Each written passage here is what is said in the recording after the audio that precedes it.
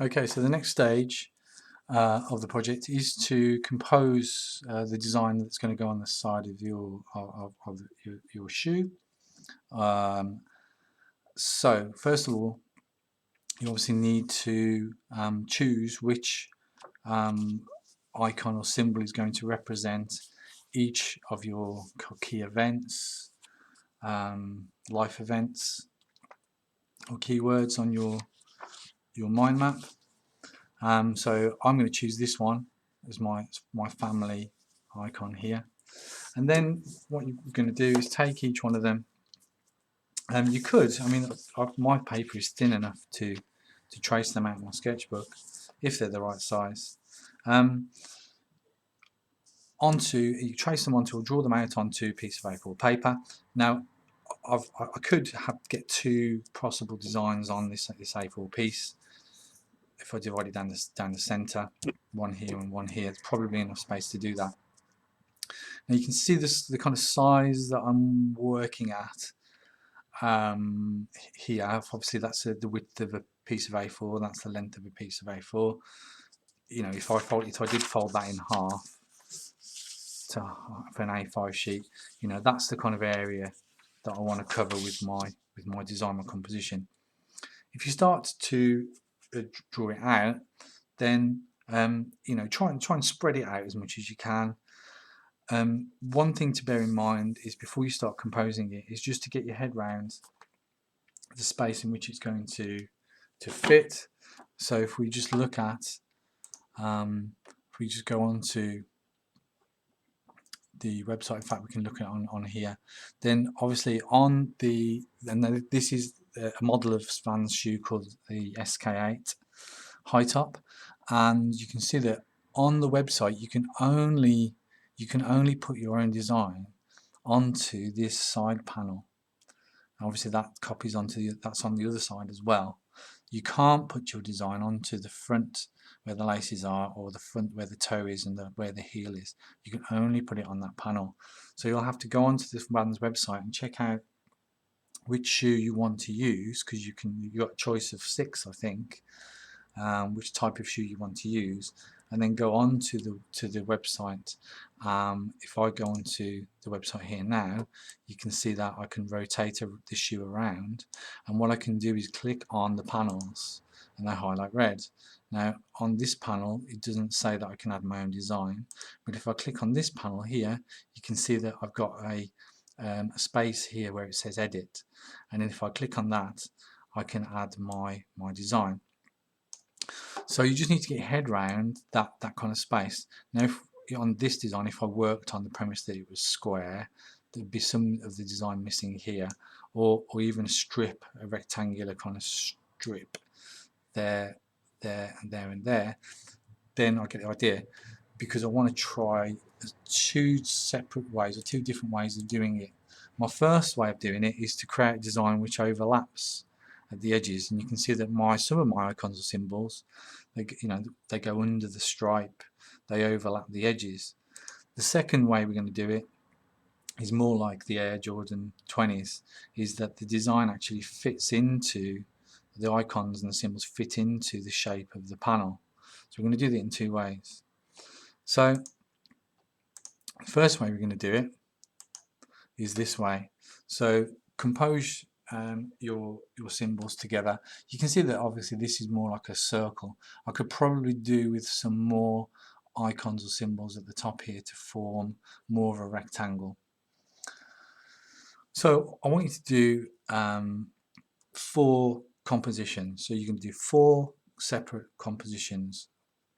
You can do it over 2 pages of A4, or you can do it over 4 pages. You can have a separate one on each page. It's up to you. As I said, you could fold it in half and use half a page for one design and half a page for another. So once you've refined and chosen your symbols, it's time to compose them into your design for the shoe. Firstly, create a design that will overlap the edges of the shoe, as I've just explained. Arrange the symbols around each other, trying to fit them in next to each other, but do not overlap them. So none of the images overlap each other. They kind of tuck into each other. So I've kind of thought about where the placement of them. I did the family one first, and then I just looked at my other designs and I kind of added them into spaces where they fit, like the map of Ireland there. naturally kind of fitted into that little space there. 4 compositions would be good. Okay, so four different compositions would be great. Each one is hand drawn. Okay, so I've again with my pen, I've hand drawn each one of these. You could trace them, as I said. Once you've got one copy, you know, the advantage, I suppose, of doing it on separate pieces is that you could then obviously, you can just about see, I can see through that. If you've got some tracing paper, even better. But I can obviously trace those off to make it easier to make a copy. But obviously, I'm moving them around each time. So that's the next stage. The next step is another way of composing it is to know the shape of the panel that you're going to add the symbols onto. Now this is a little bit trickier, but nonetheless relatively easy. For this I'm going to put my laptop underneath my camera if I can. There we go. Okay, so for this I obviously need to know the shape of the panel. So what I'm going to do is I'm going to go to the website, which is here, and I'm going to open the shoe that I want, and I'm going to select that panel, the panel where I can add my design, and I'm just going to make it a single colour. So in this case I made it dark grey. Then what I'm going to do is I'm going to screenshot that. Okay, so I'm going to press print screen on my keyboard, just hold it in place so it doesn't spin, print screen, and then I'm going to copy it into, and you can see that I've done this already, into PowerPoint. I'm going to crop it down and I'm going to expand it so that it almost fills the slide, and then I'm going to put it into full screen mode. Okay, like so. Obviously part of the shoe will go off the top of the video, but if I just come out of that, if I just exit that if I can, so just exit, there we go.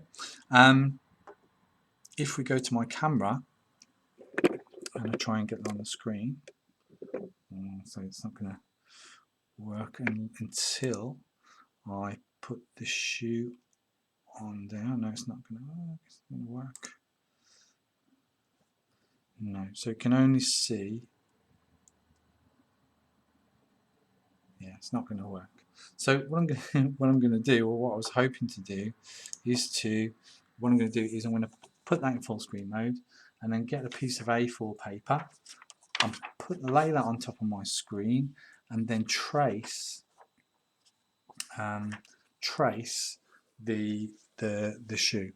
So if I go into, if I just move my wires, if I go into my camera, basically get the paper and then put the paper on your laptop screen, and what you should end up with is just an outline of the shoe. Okay, so you'd end up with something obviously looking like this. So I'll just adjust my camera back to where it was. There we go. So you should end up with something that looks like that. Oops. Obviously without the design. Okay, now you want to trace the one off the screen off the Vans website. Don't try and use a separate image, which I did, and it didn't then quite fit. So you must trace the one off the screen on the Vans website. So you can imagine that I've put the paper on the screen, and then with a pencil I've traced around the outline. I'm not included all the details. I'm not drawing all the stitching, but I have drawn in the major details. It's almost a life-size version on a piece of A4. Obviously, if you've got a bigger screen, obviously make the image smaller on PowerPoint and then trace it off. So you can see that my shoe almost fits the width or the length of the paper. And then I'll go over it in black pen, erase your pencil so you've got a nice black line. You can see what I've done. I've outlined the edges of the shoe, just give it a thick line all the way around the outside, not inside, just all the way around the outside, makes it pop out a bit more. And then I have then added my design.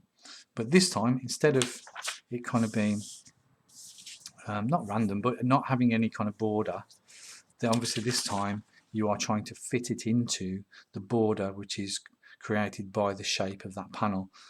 In this design, what I've done is I've also used little motifs to fill gaps, because as I started to do this, I realized that there'd be lots of white space in between.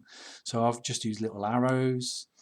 I've repeated motifs, so the symbols, the arrows repeated a couple of times. Shooting stars. I've seen a few shooting stars, so I've put those in as experiences, events that I've had. But you can just fill the space with little symbols, fill them out, just to give it a sense of completion. You can see that if we go back to the Nike Air, you can see that on the Nike Air Jordan 20, you can see that Tinker Hatfield does this with all these little lines and stars and little shapes and these kind of almost like tattoos in there as well, artwork. So you can fill that space whatever you want, but it'd be better if you make it meaningful, make it mean something. So that's the second way of composing your final design. And again, I would like to see four different compositions, 4 of those. There's a quick explanation here of how to do that. That should be fairly simple enough. The next stage then is to break the design apart, and I'll show you that in the next video.